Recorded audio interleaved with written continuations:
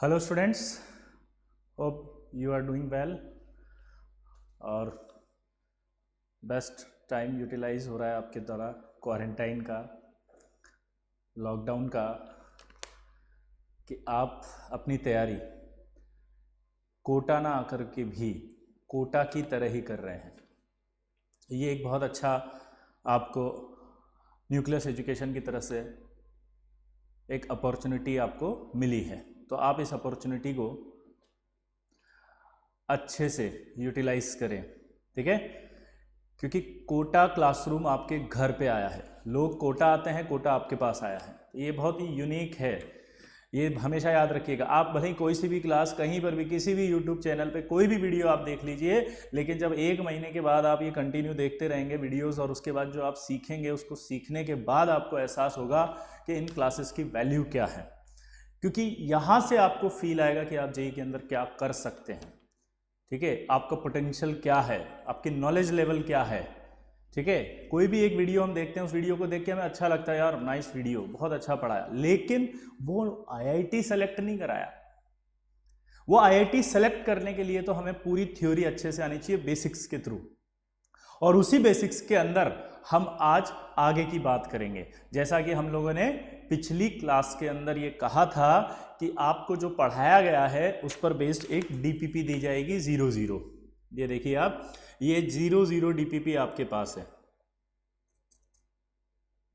जो कि आपने वेबसाइट से डाउनलोड की होगी, ठीक है। 00 यानी कि ये आपकी 10th और 9th इनकी एनसीईआरटी में से ही क्वेश्चंस को बनाया गया है, और उन एनसीईआरटीज की क्वेश्चन जो आपको आने चाहिए वो एक हम आपका लेवल चेक करने के लिए इस डीपीपी को करते हैं। समझ गए बात को? चलिए, गुड मॉर्निंग, गुड मॉर्निंग, प्रणाम, good morning, good morning, very very good morning, ठीक है। और सबसे बेस्ट गुड मॉर्निंग आपकी बने आज के लेक्चर के बाद, ऐसी मैं आशा करता हूँ, ठीक है। शायद आज का लेक्चर पढ़ने के बाद आपको और अच्छे से समझ में आए कि व्हाट इज केमिस्ट्री, ठीक है। तो चलिए, इससे पहले कि आप क्लास स्टार्ट करें, आपको ये मालूम होना चाहिए कि हम बेसिक केमिस्ट्री की बात कर रहे थे, हम जनरल केमिस्ट्री की बात कर रहे थे। तो कोई एक पर्टिकुलर केमिस्ट्री का टॉपिक आपके पास नहीं होगा, ये हमेशा आपको याद रहेगा। कि आप सोचेंगे कि सर एक टॉपिक कौन सा चल रहा है, तो वो टॉपिक मैं आपको बता दूं, जनरल केमिस्ट्री। कोटा के अंदर जब पहली क्लास होती है तो उसमें लिखा जाता है जनरल केमिस्ट्री, और उस जनरल केमिस्ट्री के अंदर हम आपको पूरी बेसिक्स पढ़ाते हैं केमिस्ट्री के। इसके जो सब टॉपिक्स होंगे वो मैं आपको अभी बताता हूं। जैसे मैंने मैटर की बात की, मैटर के अंदर आपका क्या होता है क्लासिफिकेशन, उसकी बात की। फिर उस क्लासिफिकेशन से रिलेटेड जो क्वेश्चंस होते हैं वो क्या होते हैं, उनकी बात की। फिर उसके बाद हम आगे बढ़ते हैं, तो आगे बढ़ने पर आपको पता चलेगा अभी कि इलेक्ट्रॉन क्या होता है, प्रोटॉन क्या होता है, न्यूट्रॉन क्या होता है। उसके बाद जब हम और आगे बढ़ेंगे तब आपको पता चलेगा कि एटम की डेफिनेशन क्या होती है, प्रेजेंटेशन क्या होता है। फिर उसके आगे हम और बढ़ेंगे तो आपको आइसोटॉप, आइसोटोन, आइसोडायाफर, आइसोस्टर्स, ठीक है, इस तरह की जो टर्मिनोलॉजी उनकी डेफिनेशन के बारे में पता चलेगा। फिर उसके बाद हम इनके क्वेश्चंस करेंगे। फिर उसके बाद हम आएंगे क्वांटम नंबर पे। क्वांटम नंबर से हम किस प्रकार से आइडेंटिफाई करते हैं ये हम पता करेंगे। क्वांटम नंबर के बाद हम आएंगे सीधा Pauli exclusion principle, Hund's rule पर, ठीक है, और इलेक्ट्रॉनिक कॉन्फ़िगरेशन पे। फिर जब हम इलेक्ट्रॉनिक कॉन्फ़िगरेशन को कंप्लीट करेंगे तब हम क्वांटम नंबर से रिलेटेड क्वेश्चंस को करेंगे, ठीक है। उसके बाद जब हम आगे बढ़ेंगे तो हम पढ़ेंगे इफेक्टिव न्यूक्लियर चार्ज। आखिर एक न्यूक्लियस का अपने इलेक्ट्रॉन पर जो चार्ज होता है वो किस तरह से लगता है और कितना लगता है, उसे कहते हैं हम इफेक्टिव न्यूक्लियर चार्ज। वो इफेक्टिव न्यूक्लियर चार्ज पढ़ेंगे। जब ये इफेक्टिव न्यूक्लियर चार्ज कंप्लीट होगा तो उसके बाद हम ऑर्बिटल्स के बारे में पढ़ेंगे कि ऑर्बिटल कितने होते हैं उसके पास, उसके नोडल प्लेन कितने होते हैं। ये कंप्लीट होने के बाद आपका जनरल केमिस्ट्री कंप्लीट होगा, जिसकी ज़रूरत मुझे हमेशा पड़ेगी। उसके बाद हम एक नया चैप्टर स्टार्ट करेंगे और उस चैप्टर का नाम होगा पीरियोडिक टेबल। पीरियोडिक टेबल के अंदर हम उसका पूरा हिस्ट्री पढ़ते हुए आगे मेंडलीफ से कंटिन्यू करते हुए मोजले, और मोजले के बाद जो मॉडर्न पीरियोडिक टेबल मोजले ने दी थी वो सारी पढ़ेंगे। फिर उसके बाद उसकी पीरियोडिक प्रॉपर्टीज़ आएंगी, और प्रॉपर्टीज़ के अंदर हम पढ़ेंगे, उसका नाम होगा आपका पहली एटॉमिक रेडियाई, दूसरी आयनाइजेशन एनर्जी, तीसरी इलेक्ट्रॉन गेन एंथैल्पी, चौथी इलेक्ट्रॉन नेगेटिविटी। फिर उसके बाद हम आगे पढ़ेंगे बोर्न-हेबर साइकिल, और बोर्न-हेबर साइकिल के बाद ये चैप्टर आपका कंप्लीट होगा पीरियोडिक टेबल का। पीरियोडिक टेबल के बाद हम इनऑर्गेनिक केमिस्ट्री के अंदर पढ़ेंगे, उसका नाम होगा केमिकल बॉन्डिंग। केमिकल बॉन्डिंग में हम पढ़ेंगे व्हाट इज केमिकल बॉन्ड, क्यों बनता है, किस तरह से बनता है, ओवरलैपिंग क्या होती है, साइडवेज ओवरलैपिंग क्या होती है। उसके बाद हम पढ़ेंगे आपके एक्सियल ओवरलैपिंग क्या होती है। फिर हम पढ़ेंगे बॉन्ड की स्ट्रेंथ कैसे निकालते हैं। फिर हाइब्रिडाइजेशन पढ़ेंगे। फिर डाइपोल मूवमेंट पढ़ेंगे कि पोलर नॉन पोलर क्या होता है, एक बच्चे ने पूछा था, याद करिए, तो मैंने कहा था ये आगे आएगा। फिर पोलर नॉन पोलर के बाद हम हाइड्रोजन बॉन्डिंग पढ़ेंगे, एक बच्चे ने पूछा था अल्कोहल वाला सवाल, तो अल्कोहल प्लस वाटर, ठीक है, तो हम फिर उसके आगे बढ़ेंगे। तो इस तरह से हम डाइपोल मूवमेंट कंप्लीट करेंगे। फिर हम पढ़ेंगे स्ट्रक्चर्स ऑफ ऑक्सी एसिड्स कि ऑक्सी एसिड क्या होते हैं। फिर उसके बाद हम दुनिया के जितने भी मॉलिक्यूल होते हैं अपने इनऑर्गेनिक केमिस्ट्री में, उन सभी के स्ट्रक्चर्स को कैसे बनाया जाता है, हम उसको याद नहीं करेंगे, हम ये सीखेंगे इन स्ट्रक्चर को बनाते कैसे हैं। आप समझे, दोनों में डिफरेंस समझिएगा। अभी तक आपको एक स्ट्रक्चर बना के दे देते हैं सर और कहते हैं कि चलो याद करो, यहाँ पर ऐसा नहीं होगा, यहाँ पर ये होगा कि इस स्ट्रक्चर को कैसे बनाया जाएगा, अगर इसकी जगह कोई नया आ जाएगा तो उसको कैसे बनाया जाएगा, तो वो होगा टिप्स फॉर स्ट्रक्चर्स, वो हम कंप्लीट करेंगे। ऐसे करते करते आपका एक केमिकल बॉन्डिंग कंप्लीट होगा पार्ट 1, ये कहलाता है 11th में पार्ट 1। फिर 12th क्लास में जब आते हैं आप तो उसका कहलाता है केमिकल बॉन्डिंग पार्ट 2, और ये पार्ट 2 फिर हाई लेवल पर जाता है, जिसके अंदर बेंड्स रूल आता है, वंडर वाल फोर्सेज आते हैं, बैक बॉन्डिंग आती है, ब्रिज बॉन्डिंग आती है, ठीक है, हाइड्रोलिसिस आता है, सिलिकेट्स आते हैं, आयनिक कंपाउंड आता है, और मॉलिक्यूलर ऑर्बिटल थ्योरी आता है, मॉलिक्यूल डू नॉट एग्जिस्ट आते हैं। ये सारा पार्ट 2 में जाता है, थोड़ा एडवांस लेवल पर।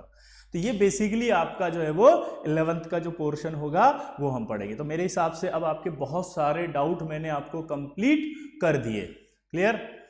अब आपके जो सवाल हैं वो क्या है कि are we going to discuss DPP 00 right now? Yes sir, ठीक है, बिल्कुल हम 00 ही डिस्कस करने वाले हैं, हितांशी भट्ट, ठीक है।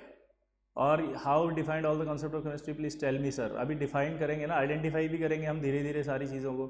रमेश सर फर्स्ट क्लास है का आपका, प्लीज से, ये आज सेकंड क्लास है बेटा, ठीक है। फर्स्ट क्लास का लेक्चर जो था वो रिकॉर्डेड आप देख सकते हैं, रखा हुआ होगा, है ना, यूट्यूब चैनल पे। अच्छा, कई बच्चों के मैसेज आते हैं कि सर टेलीग्राम का लिंक दे दीजिए, तो आपको डिस्क्रिप्शन में टेलीग्राम का लिंक दिया हुआ है, आज आप देखेंगे, ठीक है।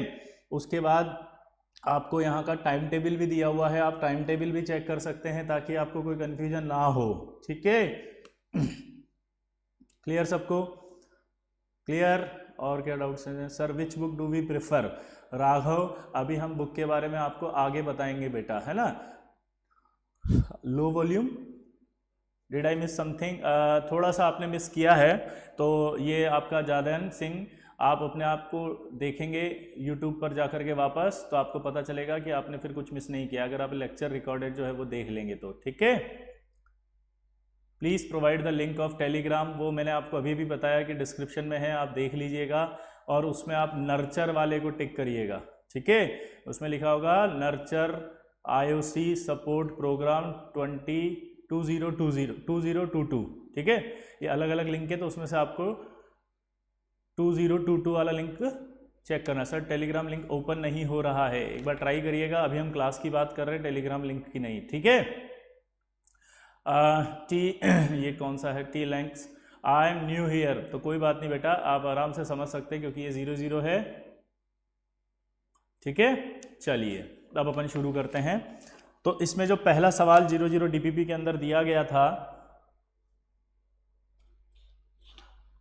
वो दिया गया था used as a promoter for manufacturing of NH3 by Haber's process. तो सबसे पहले हमें हेबर्स प्रोसेस पता होना चाहिए।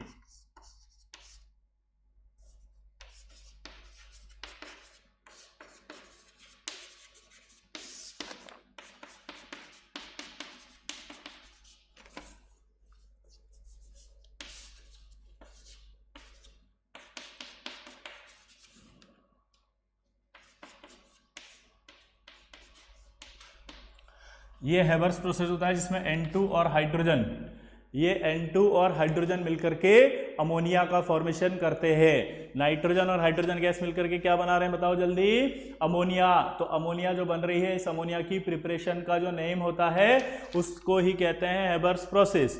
और इस हेबर्स प्रोसेस में जो Fe है वो Fe कैटलिस्ट की तरह बिहेव करता है, और ये मोलिब्डेनम है ये प्रोमोटर की तरह बिहेव करता है। ठीक है, तो ये आपका क्वेश्चन पूछा था यूज्ड एज अ प्रोमोटर। तो प्रोमोटर की अगर हम बात करें तो प्रोमोटर अब क्या होता है समझ में आया। तो आप देख सकते हैं कि मोलिब्डेनम जो है वो used as a promoter. Clear. अब ये तो ओल्ड था, आजकल हम जो एज अ कैटलिस्ट यूज करते हैं वो iron oxides Al2O3 and K2O use किया जाता है लिटिल अमाउंट में। ठीक है, तो यानी कि आजकल हम आयरन की जगह जो एज अ कैटलिस्ट यूज करते हैं वो कौन यूज करते हैं बताओ, किसको यूज करते हैं बताओ। तो आप आंसर क्या देंगे,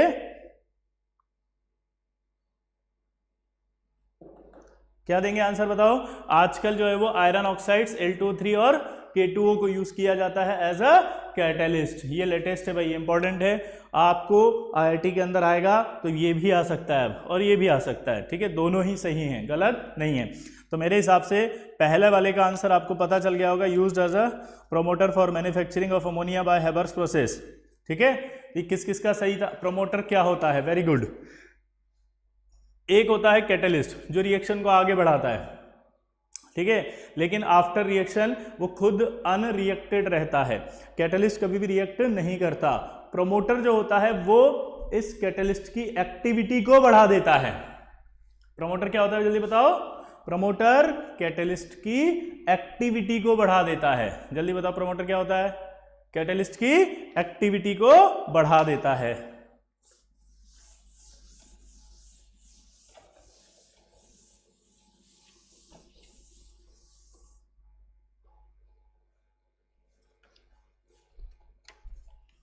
Used in preparation of wires and water pipes and also alloyed with tin and zinc to form some important alloys। चलिए बताइए इसका आंसर क्या था,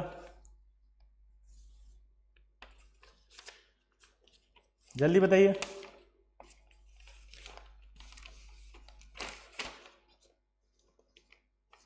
हाँ, very good, copper copper copper copper copper copper copper copper copper, अरे वाह very good. तो इसका आंसर क्या था,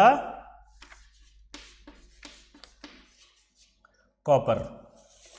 चलिए तो एक काम करते हैं, मैं पहले आंसर नोट कर देता हूं और फिर आप उसमें चेक करके बताइए किस किस बच्चे के सारे सही हुए। ठीक है,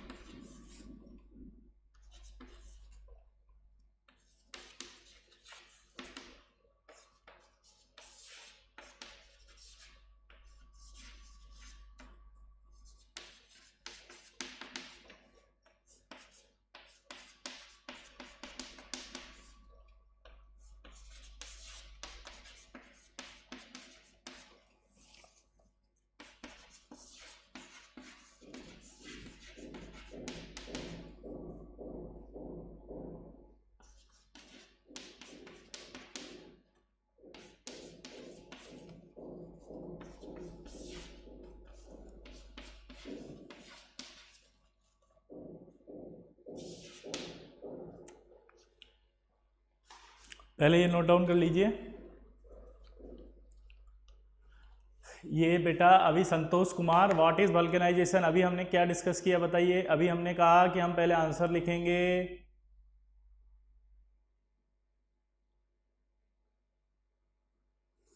यस अमन बेहरा, अभी हम प्रोमोटर यूज नहीं करते हैं, ठीक है। अभी देवांश गुप्ता आपको समझ में आएगा धीरे धीरे, पहले ये नोट डाउन करें। नोट डाउन करने के बाद आप ये बताएं किस किस के क्या क्या गलत हुए, और फिर हम एक एक सवाल को डिस्कस करेंगे, ठीक है। चलिए मैं साइड हो जाता हूं, शायद ये दिखाई नहीं दे रहा आपको।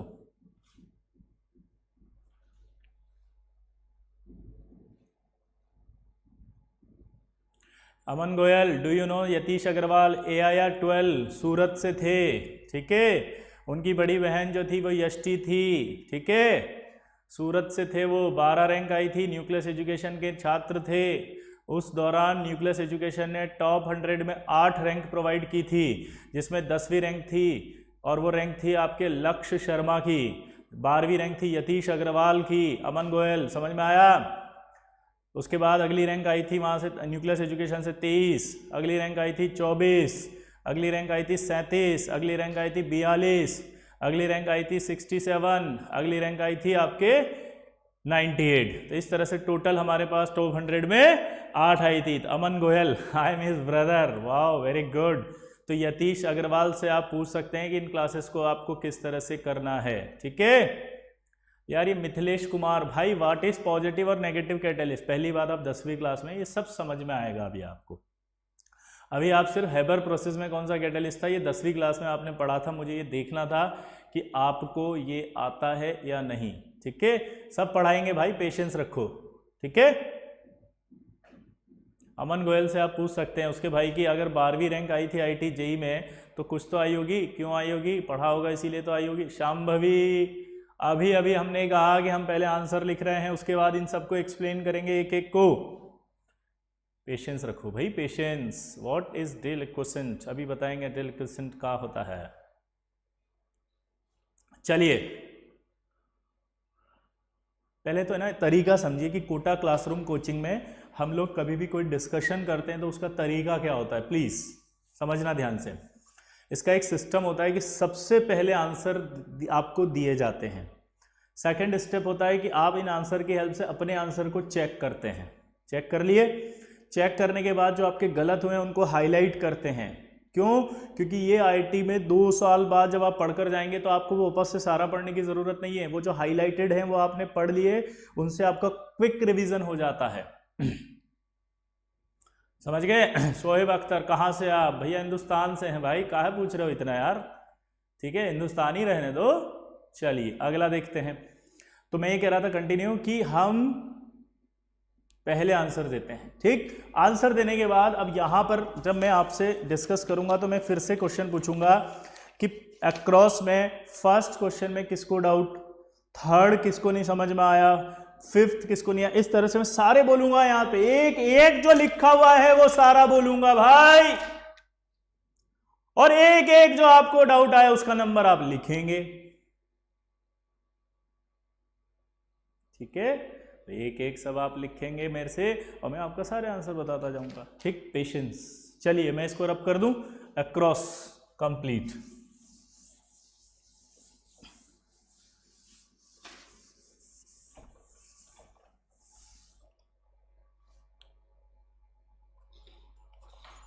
अब आएगा डाउन।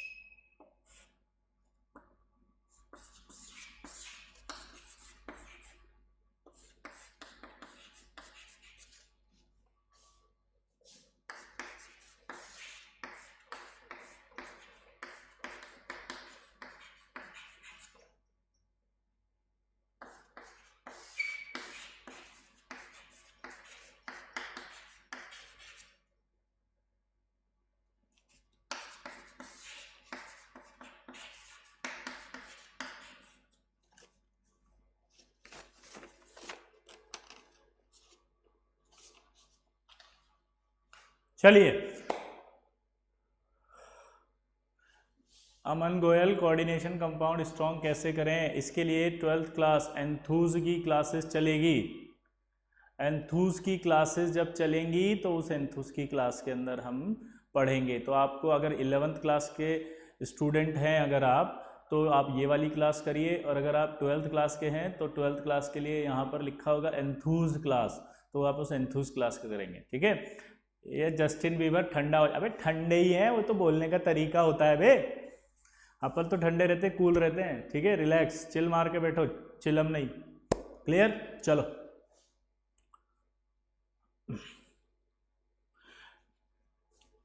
अभी आपको सिर्फ चेक करने, मैं सारे डाउट्स बताऊंगा आपके। ठीक है,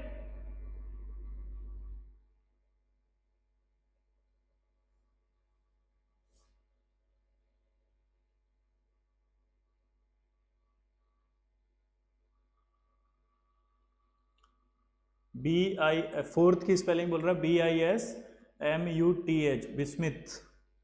ठीक है, तो बिस्मिथ है। Justin Bieber it's okay. अरे यार एक्चुअली मैंने पहली क्लास में कहा था, ध्यान से सुनो भाई, अपनी क्लास जो है बहुत इंटरटेनिंग होती है, कभी कोई टेंशन नहीं होती हमारे यहाँ, ना ईगो प्रॉब्लम होती है, ना हमारे यहाँ कुछ होता है। हमारे यहाँ बहुत मस्त रहो, कूल रहो, चिल मार के बैठो, चिलम नहीं, बस कभी कोई ऐसा टेंशन मत लेना, ये सॉरी वॉरी और ये सब, बहुत रिलैक्स रहो, कूल रहो। पता है क्यों? मेरा एक लॉजिक है क्लास में, हमेशा हंसते रहो। पूछो क्यों? क्योंकि हंसने से खून बढ़ता है। खून बढ़ता है तो क्या होता है, जो हम ठूस ठूस के खाते हैं ना इतना दिन भर, वो ठूस ठूस के जो खाते हैं उससे एनर्जी बनती है, और वो एनर्जी हमारे ब्लड में डिसॉल्व होती है। ब्लड में अगर डिसॉल्व होगी तो क्या होगा, वो एनर्जी हमारी सेल्स को मिलेगी। हमारी सेल्स को अगर मिलेंगी तो किसको मिलेगी? ब्रेन सेल्स को मिलेगी। ब्रेन सेल्स को मिलेगी तो ब्रेन सेल्स क्या रहेगी? एक्टिव। ब्रेन सेल्स अगर एक्टिव रहेगी तो हमें जो पढ़ाया जा रहा है वो हमें समझ में आएगा, और अगर हमें समझ में आएगा तो हमारे से जो भी सवाल दिया जाएगा वो हो जाएगा। अगर सवाल हो जाएगा तो कॉन्फिडेंस बढ़ जाएगा, बढ़े हुए कॉन्फिडेंस से आईटी देने जाएगा तो सिलेक्शन हो जाएगा। हेंस प्रूव हंसना is directly proportional to selection. हंसते रहो, मस्त रहो, चिल मार के बैठो, कोई टेंशन नहीं लेनी है। ठीक है, आपको सब पढ़ाएंगे, बहुत अच्छे से पढ़ाएंगे, इतना अच्छे से पढ़ाएंगे कि दुनिया में आपको इससे ज़्यादा फिर कोई पढ़ा नहीं सकता, ये हमारी गारंटी है। लेकिन एक प्रॉब्लम है कि सारा पढ़ाने के लिए समय चाहिए होता है, वो समय आपको देना पड़ेगा। आप 10th क्लास के बच्चे बहुत एक्साइटेड रहते हैं कि बस एक ही दिन में पढ़ा दो, आज ही दे दो, आप तो अभी देखो, आप जेई तो हमारी कल ले लो, फोड़ देंगे। नहीं, 10th बोर्ड नहीं है ये, आईटी जेई है, बहुत पेशेंस चाहिए इसमें। ठीक है, चलिए शुरू करें। Rajashekhar, very good, cool, yes. Krishna Gopal Gupta, yes, cool cool, ठंडा ठंडा कूल। चलिए, तो अब समझ में आया, यही आईटी है, हंसते रहो बस, जेई में सेलेक्ट हो जाओगे।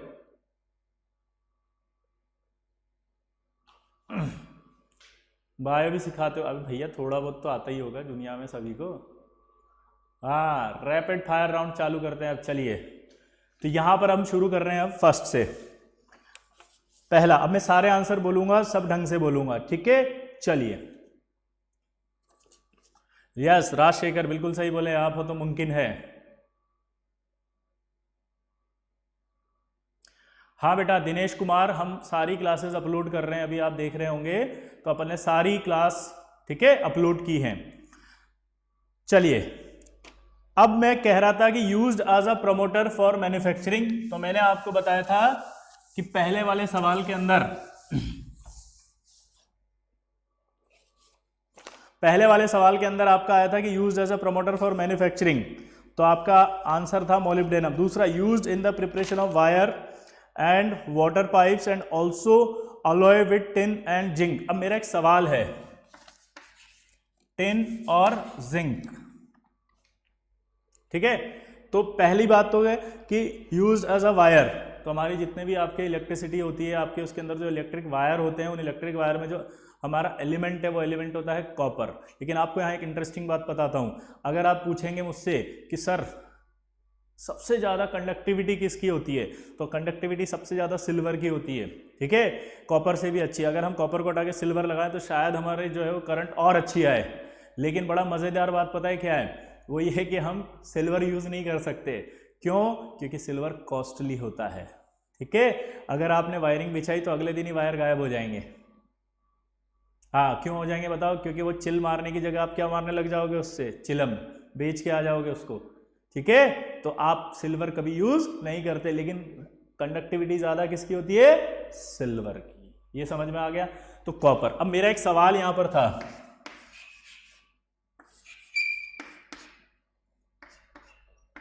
जब कॉपर टिन के साथ अलॉय बनाता है और कॉपर जिंक के साथ अलॉय बनाता है तो इनके नाम क्या होते हैं? चलो बताओ।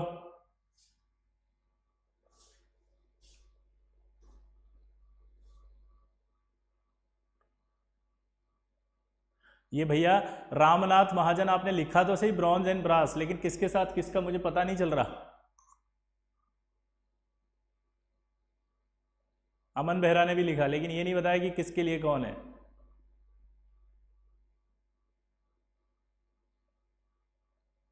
सीक्वेंस में आंसर दे रहे हैं क्या?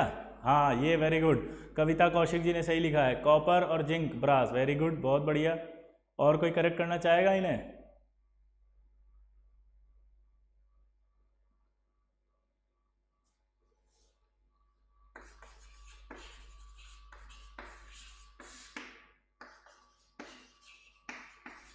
आपसे एक सवाल है, क्या मैंने सही लिखा है? बताइए जरा, क्या मैंने सही लिखा है?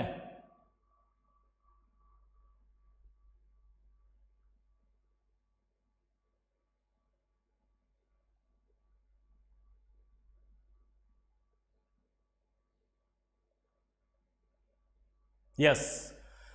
ये एक बहुत, अरे पुरुषोत्तम जी आप भी हैं, अरे गजब, बहुत स्मार्ट लग रहा है अपना डीपी में यार। पुरुषोत्तम शर्मा, पुरुषोत्तम जी के लिए आपको बता दें, ये फिजिक्स ओलंपियाड में फर्स्ट लेवल में क्वालिफाइड है। 10th क्लास में, 10वीं क्लास के विद्यार्थी ने न्यूक्लियस एजुकेशन में रहते हुए फिजिक्स ओलंपियाड का फर्स्ट लेवल क्लियर किया था। It's a big achievement, clapping for him. Okay, चलिए। तो यहां पर आप देख सकते हैं कि कॉपर प्लस जिंक ब्रॉन्ज और कॉपर प्लस जिंक ब्रास। अब मैं भूल गया, अगर मान लो मैं, अमन गोयल यू आर, हाँ बेटा वेरी गुड। चलिए, ब्रॉन्ज और ब्रास अगर मैं आपसे बोलूं और मैं भूल गया, मैं चला गया मान लीजिए एग्जाम में और मेरे दिमाग में कंफ्यूजन आ गया, ठीक है? तो अगर मेरे दिमाग में कंफ्यूजन आ गया तो फिर फंस जाऊंगा मैं तो, क्योंकि मेरा तो आईआईटी है। 1 साल 2 साल पूरा जब मेहनत करके आईआईटी एग्जाम दूंगा तब जाकर के मेरे को सिलेक्शन मिलेगा। और सपोज मेरा एक सवाल गलत हो गया तो मेरी रैंक हो सकता है आगे पीछे हो जाए, या हो सकता है मेरा सिलेक्शन रुक जाए। तो उस कंडीशन में मेरे को पता होना चाहिए, तो इसलिए हम की पॉइंट बनाएंगे बहुत सारे, ठीक है? की पॉइंट्स याद रखना, क्या बोला मैंने? की पॉइंट्स। क्लियर? तो की पॉइंट जो होते हैं वो क्या होते हैं वो मैं बताता हूं। जैसे यहां पर Z है, तो जहां Z है वहां Z नहीं है, मतलब समझे आप? अगर यहां Z है तो यहां Z नहीं है, यानी कि यहां क्या आना पड़ेगा? ब्रास। क्योंकि हमें ये तो याद रहेगा कि एक ब्रास होता था एक ब्रॉन्ज होता था, लेकिन मैं भूल जाऊंगा कि ब्रास किसे कहते थे और ब्रॉन्ज किसे कहते थे, क्योंकि आपको लग रहा होगा सर कैसी बकवास कर रहे हो आप, मतलब इतनी चीज़, छोटी चीज़ें हम भूल जाएंगे। हाँ, क्योंकि जेईई का सिलेबस बहुत बड़ा है बेटा। तो जब 2 साल तक आप पूरा जेईई का सिलेबस पढ़ेंगे तो आपको ऐसा लगेगा हे भगवान ये क्या है। तो आपके लिए बहुत ईजियर बना दिया गया है, ठीक है? वो ईजियर ऐसे बना दिया गया कि हर एक के की पॉइंट देते जाएंगे आप। चलिए बताओ, जहां Z है वहां Z नहीं है। क्लियर सबको? जहां Z है वहां Z नहीं है। क्लियर सबको? चलिए, तो ये आपका दूसरा सवाल हुआ। तीसरा, its oxide used in making sindoor. अब आपसे बोला जा रहा है कि भैया सिंदूर, अब एक चुटकी सिंदूर की कीमत तुम क्या जानो पुरुषोत्तम बाबू? तो यहां पर आ रहा है its oxide is used in the making of sindoor, तो वो लेड होता है। और लेड का वो कौन सा ऑक्साइड होता है? वो होता है Pb3O4। Pb3O4 जो होता है वो रेड कलर का होता है, ठीक है? इसका नाम होता है रेड लेड। ये बना होता है PbO प्लस PbO2 से, ठीक है? जहां पर जो रेशियो होता है वो होता है आपका 2:1। अब आप इसमें 2 कहाँ आएगा 1 कहाँ आएगा, ये की पॉइंट से भी देख सकते हैं। जहां 2 है वहां 2 नहीं है, या फिर डायरेक्ट भी देख सकते हैं। Pb3 है और O4 है, आप यहां 2 तो लगा नहीं पाओगे, देखो आप, ठीक है? क्योंकि ऑक्सीजन 5 हो जाएंगे फिर, तो 2 ये आएगा और 1 ही आएगा। इसे कहते हैं mixed oxide.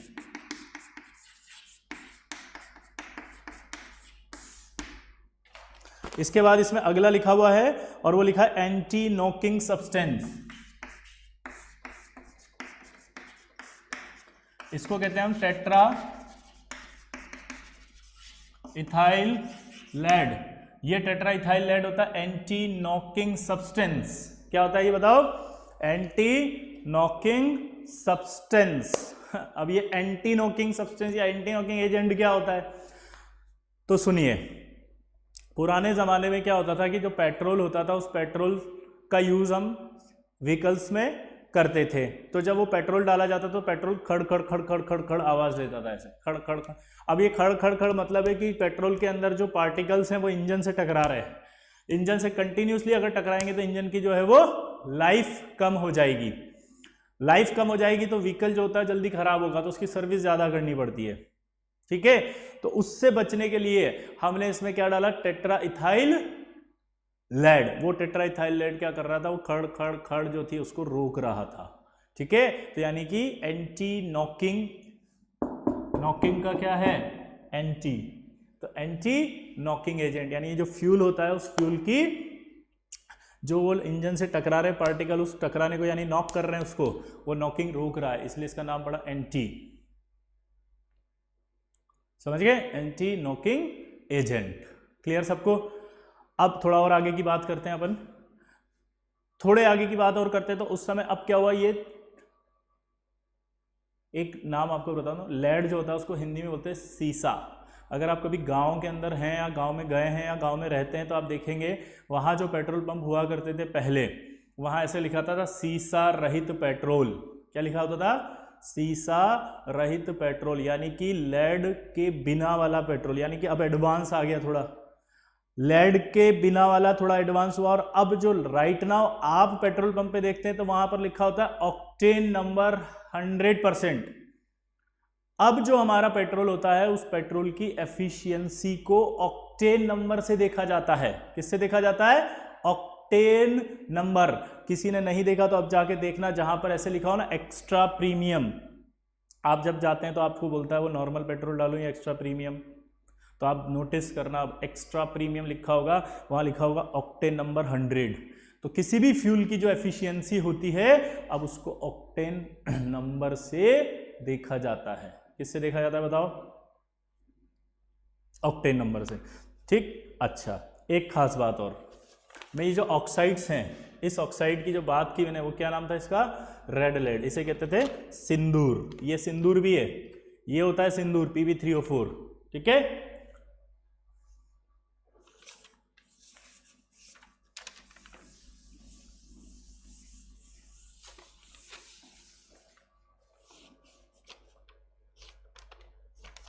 Substance use to make electric iron electrically insulated. आप सबको पता है माइका, माइका इंसुलेटर होता है।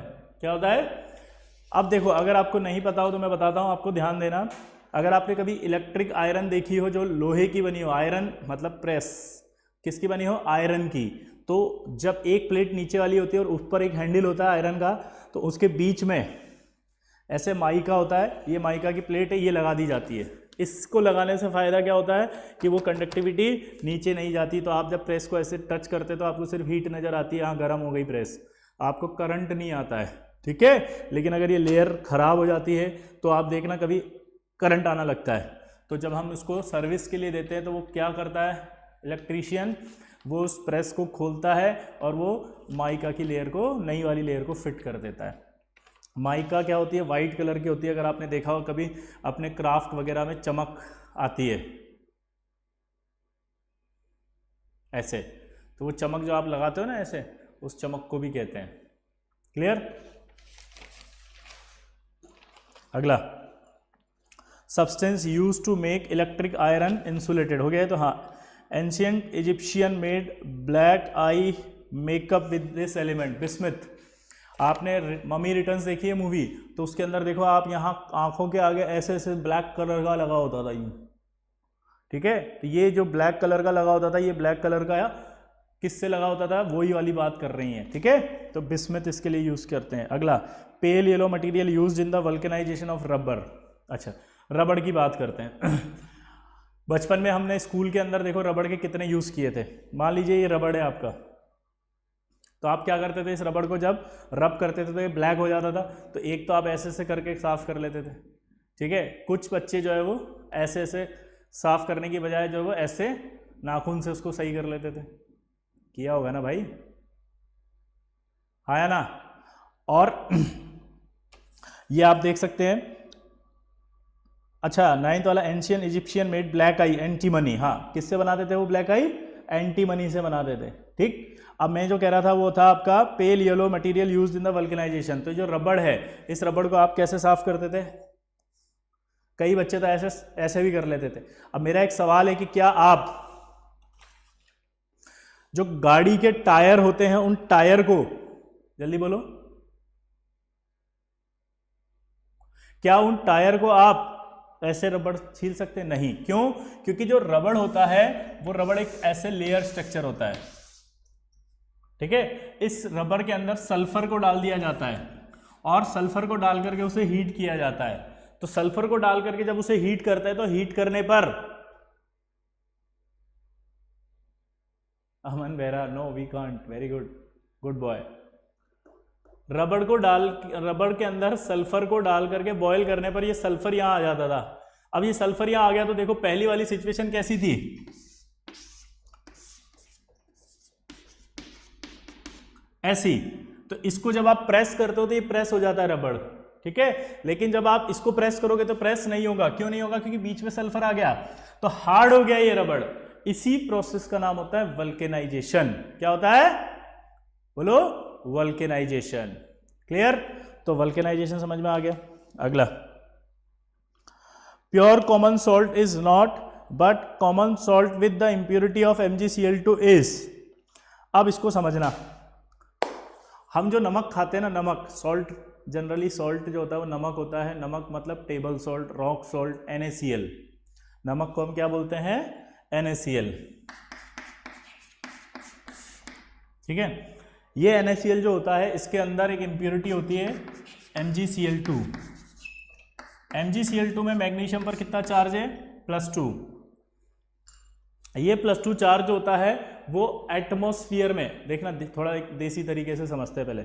हम जब नमक अभी गर्मियों में यूज़ कर रहे हैं तो नमक को ऐसे उठाते हैं, आराम से आ जाता है, या एक छोटे से डब्बी में होता है तो उसको ऐसे ऐसे निकालते हैं तो इजीली आ जाता है। लेकिन यही नमक अगर आप बारिश के समय, क्या बोला जल्दी बताओ, बारिश के समय जब हम इसको डालते हैं तो ये नमक नहीं होता है, बाहर नहीं आता है, नमक गीला हो जाता है, चिपचिपा हो जाता है। ये नमक बाहर नहीं आता, चिपचिपा हो जाता है। चिपचिपा क्यों हो रहा है? यही क्वेश्चन है। तो ये इसलिए चिपचिपा हो रहा है क्योंकि NaCl जो होता है उसमें एक्चुअली में MgCl2 की इंप्योरिटी होती है। अब ये जो MgCl2 की इंप्योरिटी है, इसमें जो मैग्नीशियम है उस मैग्नीशियम पर +2 चार्ज होता है। अब ये MgCl2 जो है इसमें +2 है, +2 चार्ज होने की वजह से ये मैग्नीशियम जो है वो एटमॉस्फेयर में से, रेनी सीजन की बात कर रहे हैं हम, रेनी सीजन मतलब बारिश का समय, जब बारिश का टाइम होगा तो उस बारिश के टाइम में एटमॉस्फेयर में जो है वो क्या होगा? ज्यादा से ज्यादा एटमॉस्फेयर में क्या होगा? पानी बहुत सारा होगा। तो ये Mg+2 उस पानी को अपनी ओर खींचने लगता है। अगर ये पानी को अपनी ओर खींचने लगता है तो ये गीला होने लगता है। ठीक है, इस प्रोसेस का नाम होता है डेलिक्विसेंट। क्या होता है? डेलिक्विसेंट। तो डेलिक्विसेंट क्या होते हैं ये समझ में आया। अब डेलिक्विसेंट के बाद एक और प्रोसेस है, देखो कि quicklime CaO when capped in open absorb moisture from atmospheric and form oxide. Calcium oxide जो होता है वो भी क्या कर रहा है? वाटर को एब्जॉर्ब कर रहा है। कैल्शियम ऑक्साइड जनरली बोलते हैं अपन चूने को। तो ये पानी को एब्जॉर्ब कर रहा है, ये भी पानी को एब्जॉर्ब कर रहा है, और ये जब पानी को एब्जॉर्ब कर रहा है तो इस प्रोसेस का नाम होता है हाइग्रोस्कोपिक। क्या होता है? हाइग्रोस्कोपिक। अब यहां फंस गए हम कि हाइग्रोस्कोपिक और डेलिक्विसेंट में क्या डिफरेंस है। चलो बताओ जल्दी से, हाइग्रोस्कोपिक और डेलिक्विसेंट में क्या डिफरेंस है, जल्दी बताओ।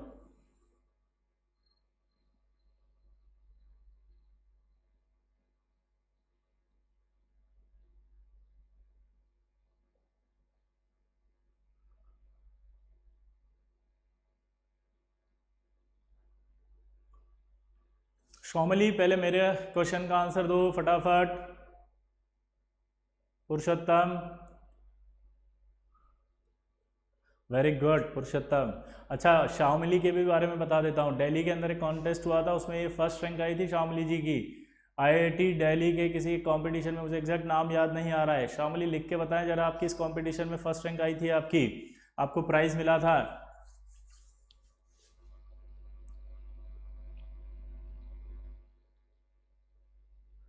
Hygroscopic is a substance that, Kamal Kishore Sinha, गलत है सिन्हा जी, बहुत गलत लिख दिए हो यार। विशाल कुमार, ये तो हमारा ही नाम है बे। Solvent as like M G, no.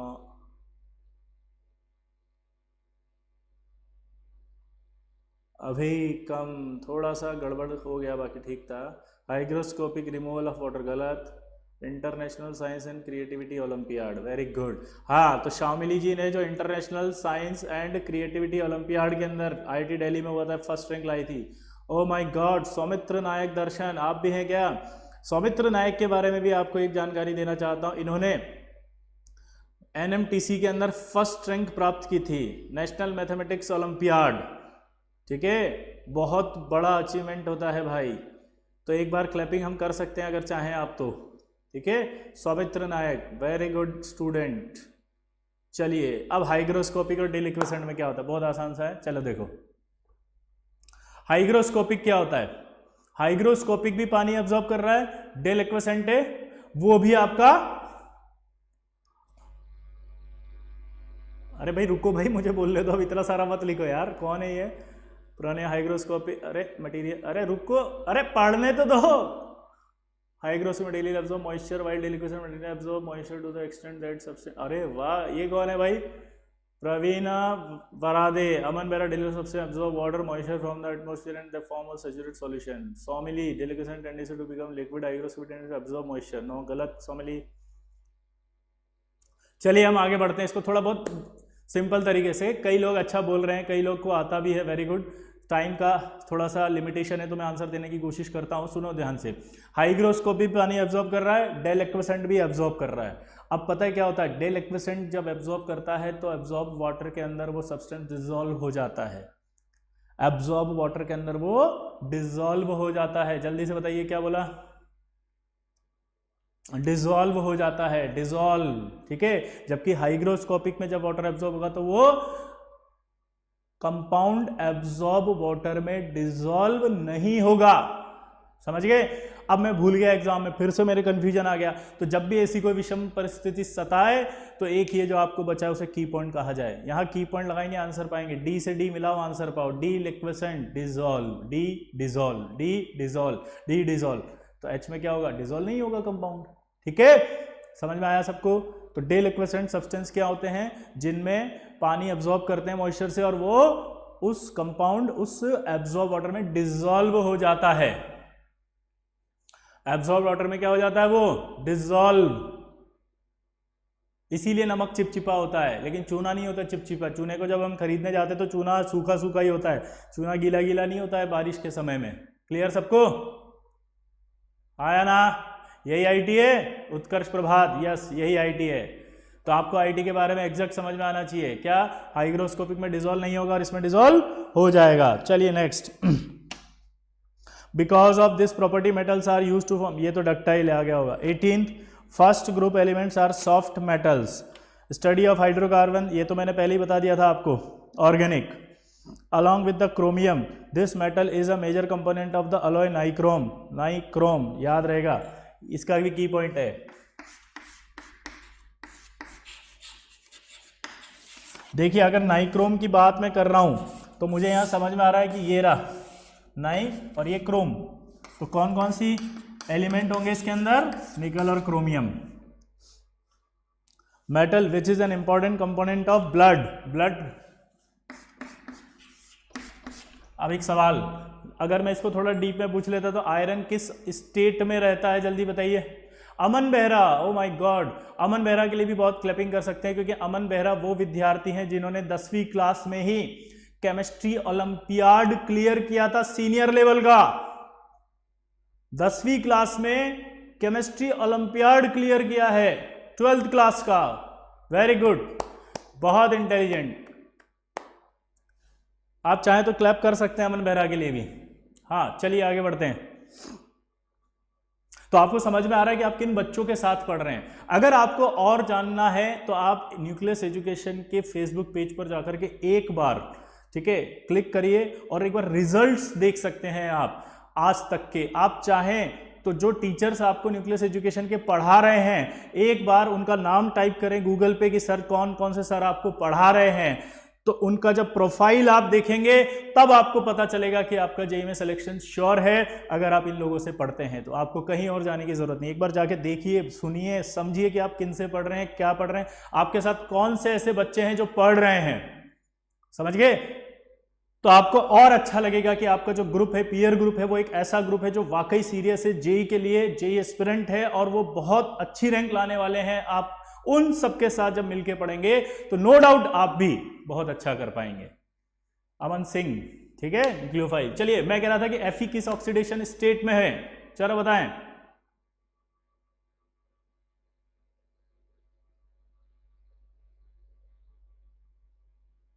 Anshul Jindal, thank you. हाँ चलिए बताइए, ऑक्सीडेशन किस, एफई किस ऑक्सीडेशन स्टेट में होगा, जल्दी बताइए प्लीज।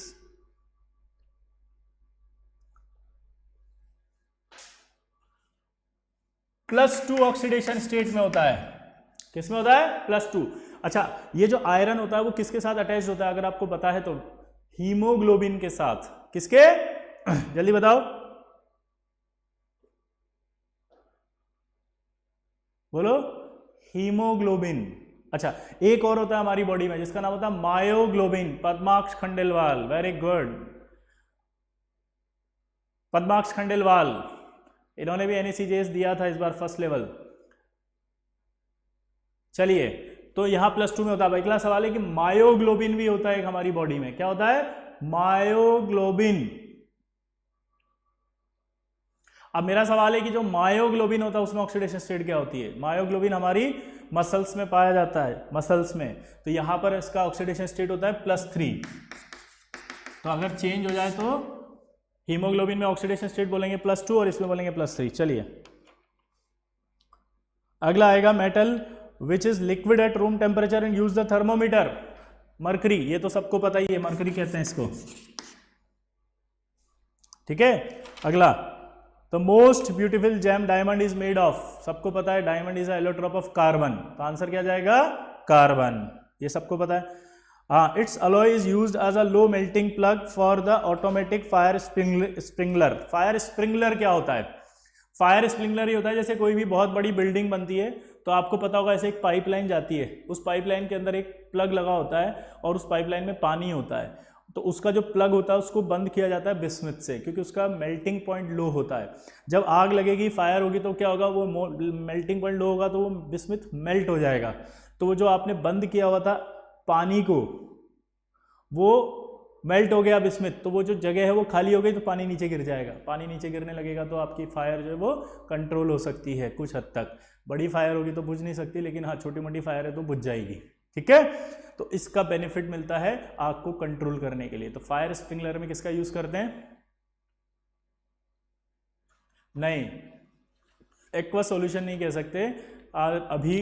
क्यों? क्योंकि उसका रीजन है कि वो पूरी तरह से एक्वस तब होता है जब पानी बहुत सारा हो, ठीक है। यहाँ पर पानी जो है वो बहुत सारा नहीं होता है। आप नमक का एग्जाम्पल खुद ले, ठीक है। नमक क्या पानी के अंदर डिजोल्व होता है तो अलग दिखता है, लेकिन जब नमक पानी को एब्जॉर्ब कर रहा है तो पानी कम है, नमक ज़्यादा है, इसलिए उसे डिजोल्व बोल रहे हैं बस अपन, ठीक है, डिलिक्विसेंट। अगला, soft valuable metal its purity is measure in carats. Carat आपको पता है कौन होता है? गोल्ड। तो अगर हम कहें कि 100% गोल्ड,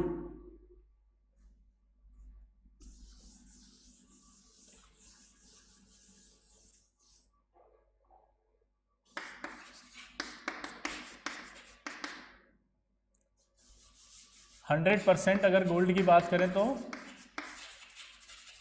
24 कैरेट। लेकिन अगर मैं 100% सिल्वर की बात करूं तो क्या होगा? इसकी मेजरमेंट कैसे करते हैं, चलो बताओ,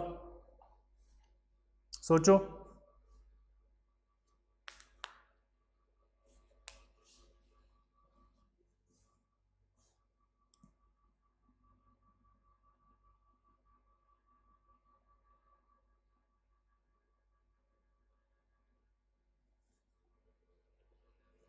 22, वेरी गुड, 24, 20K, 22 कैरेट,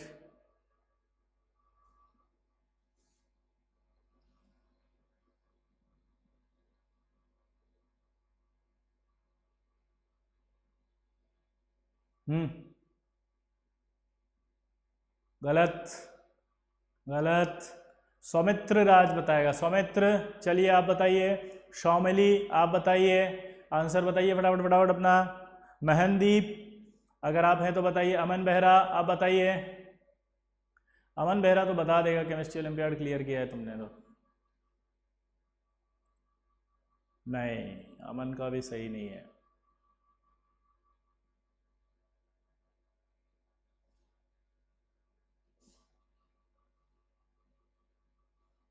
चलिए मैं ही बता देता हूं, समय कम है।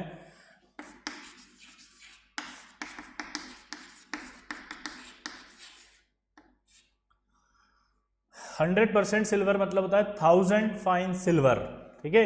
ये आपको पैरामीटर्स याद होने चाहिए, क्योंकि सवाल आपसे पूछेगा कि 18 कैरेट गोल्ड की प्योरिटी क्या है। बताओ 18 कैरेट गोल्ड कितना प्योर होगा?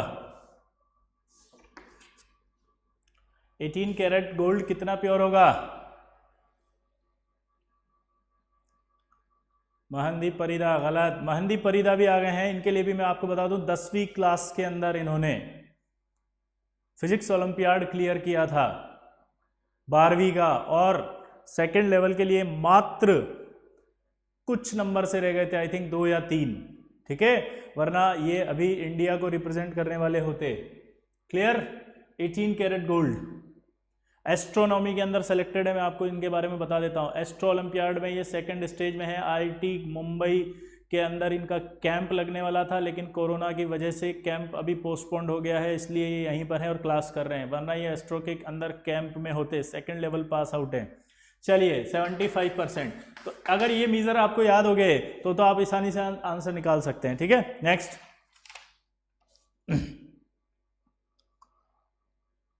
It's present with the lead in solder, सबको पता है कौन होता है लेड इन शोल्डर के अंदर, जल्दी बताओ अभी। अच्छा आंसर तो मैंने बता ही दिया ना, okay. Tin, alum on getting exposed gets converted to powdered by losing water of hydration of this property, तो इसको अपन क्या बोलते हैं जल्दी बताओ।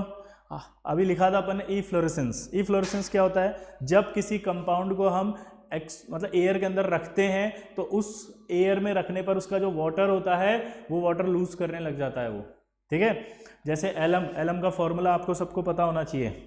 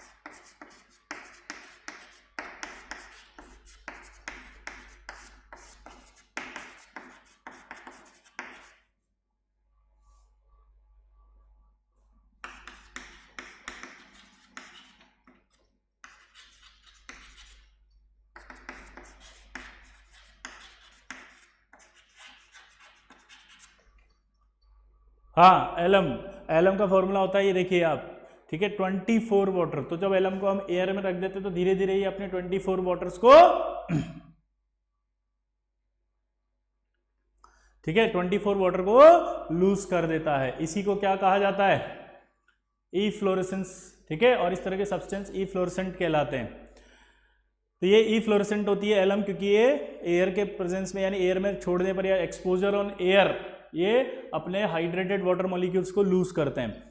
इसमें ये जो होता है मोनोवेलेंट कैटायन होता है, जिसमें एक ऑक्सीडेशन स्टेट हो, यानी कि +1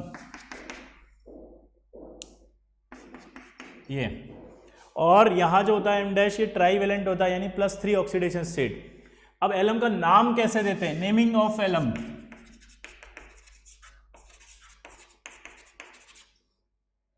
अगर ट्राईवेलेंट एल्यूमिनियम होता है,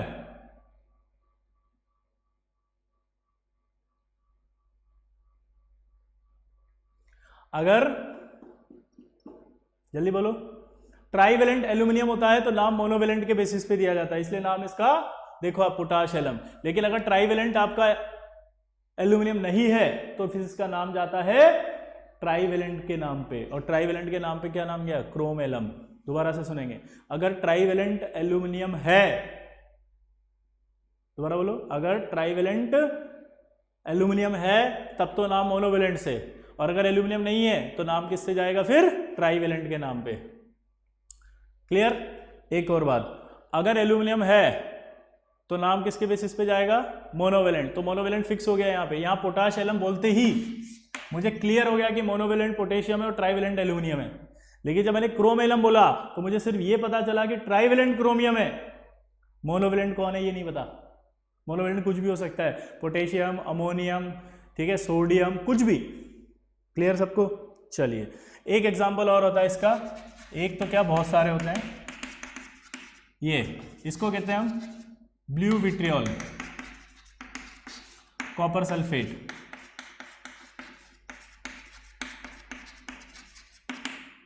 ठीक है, तो इस तरह के जो एग्जांपल्स होते हैं ये आपके इफ्लोरेसेंट कहलाते हैं। ठीक, अगला कौन सा होता है? 11, frequently use in the jewellery, this metal is the best conductor of heat and. अच्छा, ये तो सिल्वर ही गया था।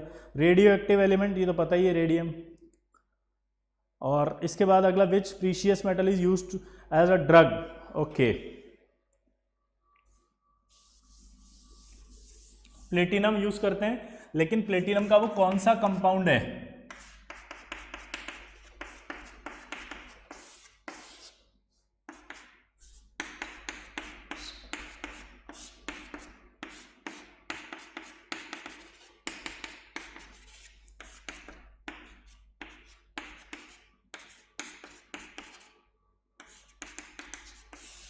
सिसप्लेटिन।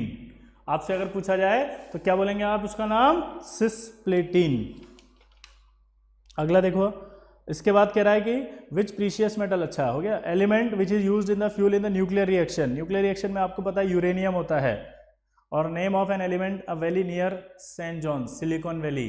आपको सबको पता होगा, जहां आप जाने की इच्छा रखते हैं, माइक्रोसॉफ्ट, गूगल, जितनी बड़ी बड़ी कंपनियां हैं सब वहीं पर है, फेसबुक। ठीक है, तो सिलिकॉन वैली। ठीक, तो ये आज आपका DPP 00 कंप्लीट।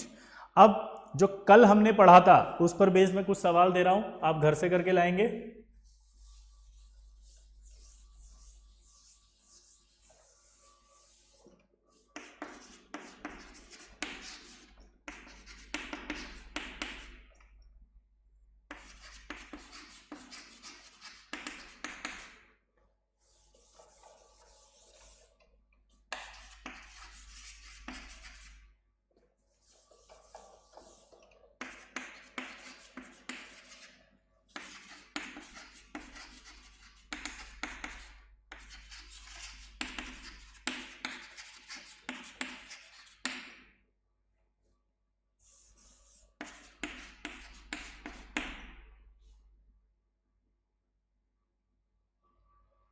ये आपके पास है, 2-3 सवाल मैंने आपको दिए हैं नॉर्मल, ये आप सॉल्व करके लाएंगे। अच्छा, इसके बाद एक DPP में अपलोड करूंगा अभी, और वो आपको लर्न करके आनी है। क्या बोला, जल्दी बताओ? वो DPP आपको, जल्दी बोलो, हाँ, लर्न करके आनी है। लर्न, सॉल्व नहीं करनी, उसको लर्न करना है। फिर उस पर बेस्ड में आपका टेस्ट लूंगा। ठीक है, मतलब वो अपलोड कर दूंगा तो आप उसको सॉल्व करेंगे। ठीक है, क्लियर? बाकी नेक्स्ट पे पढ़ेंगे। Thank you.